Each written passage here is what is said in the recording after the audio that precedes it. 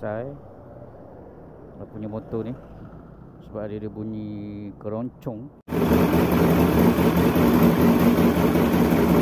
Seram ni Bau-bau ni. Jadi aku baru ambil pagi ni kat Honda Big Wing setapak. Di sebelah sana Honda Impian X, depan ni CF Moto. Ini apa ni? Dia punya juga hijau motor tak? Ni semua dia ni sapu. Sekarang aku nak pergi ke Puchong. Aku nak buat apa ni? Flash issue CB650R aku ni. Kita tengok map dulu.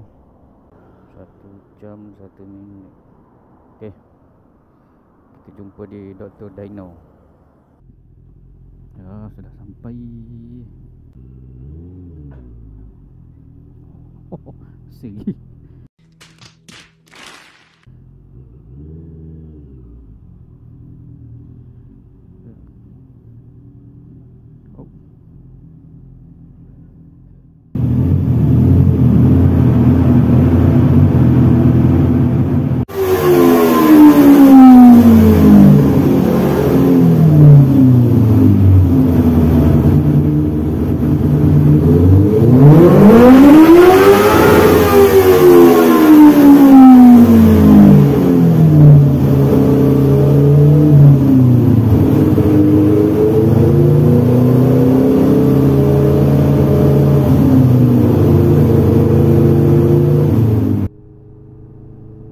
Bila aku pulas dia punya throttle ni, dia ada macam pada pergi sikit lah.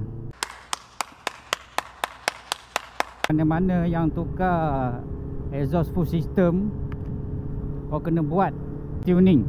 Wajib.